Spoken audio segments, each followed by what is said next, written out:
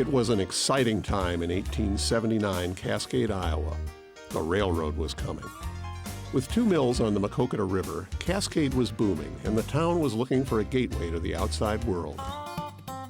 A spider web of steel started to make its way across the United States. Each and every town was convinced that their survival depended on the railroad connection, and this little eastern Iowa town was no exception.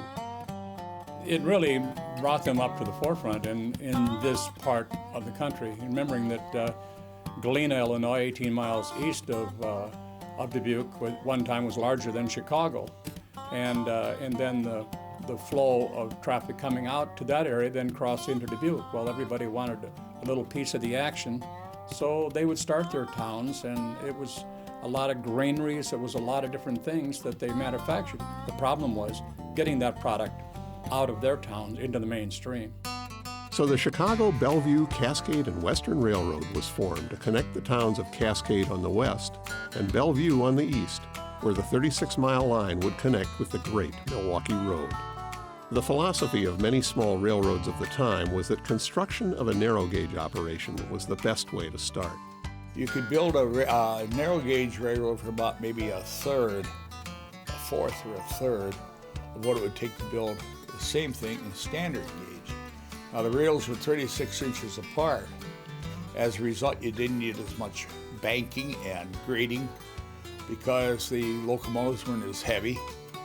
Cars and equipment were a lot lighter and cheaper, lower cost, if you will. The builders of these smaller railroads held the firm belief that once completed, they would be swallowed up by the larger standard gauge railroads, who would then upgrade the line to standard gauge. In 1880, the plan seemed to be working for the little CBC and Western. Right on schedule, the Milwaukee Road bought the line. The citizens of the area were overjoyed. The future was bright indeed.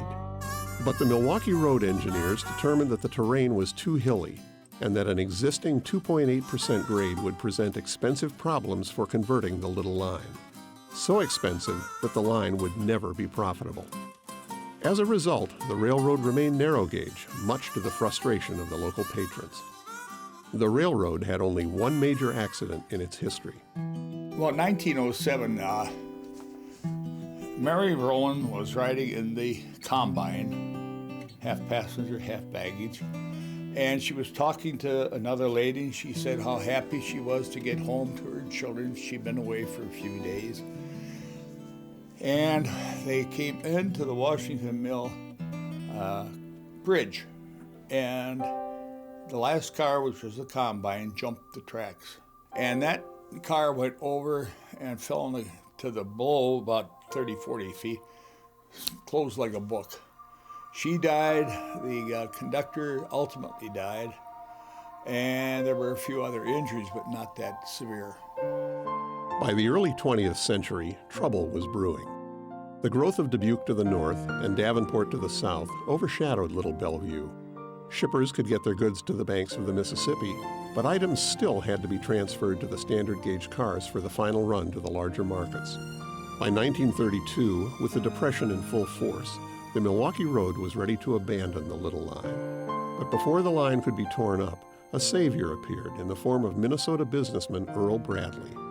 Bradley purchased the line in 1933, and once the ink on the contract was dry, revealed his plans. Bradley was eager to test a new concept in railroading, rubber-tired wheels riding on steel rails. The rubber-tired vehicles had already been pioneered in France and were in use by the Texas and Pacific and Reading railroads. But instead of resembling the sleek chrome cars of the larger railroads, Bradley's first vehicle, painted a bright yellow and dubbed the Canary, looked like a milk truck. Not only did it look clumsy, it was underpowered to the point where it could only move 1 or 2 freight cars at a time. Bradley was confronted with incredibly bad luck. The Canary was irreparably damaged by a cracked block in the winter of 1935 when an employee failed to drain the engine. Record snowfalls hobbled the line in the mid-1930s as well. By 1936, Bradley had had enough. A government loan designed to bail out the little line was denied, and Bradley contracted with short line experts William Bell and William Schoenthal. They were to make the line profitable or scrap it. After heavy snowfalls in 1936, and with the snowplow broken beyond repair, The experts opted to scrap the line, and by 1937, with the rails torn up, the engines and equipment sold or abandoned, the Little Line became only a memory. Little remains today of the Chicago, Bellevue, Cascade, and Western. There are a few repurposed buildings and some railway embankments. The original depot at LaMotte houses a museum dedicated to the line. Well, the depot is the original depot in the original location, and we restored that about 14 years ago. And the boxcar, we just picked up the boxcar about 2 years ago, and we plan on restoring all that. The caboose was built around 1880 by the Ohio Falls Car Company. It was built for the Bellevue and Cascade and was the only operating caboose on that line until 1936 when the line shut down. The caboose was then purchased by one of the engineers that used to run on the Bellevue and Cascade and was used as a storage shed on their farm until Jim Schrader bought it of Bellevue, Iowa.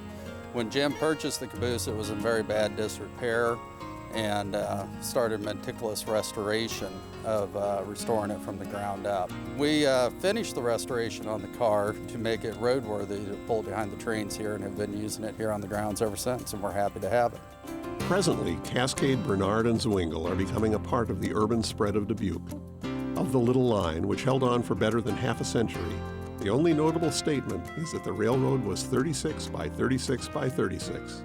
It was 36 miles long, it was 36 inches wide, and sometimes it took 36 hours to get there.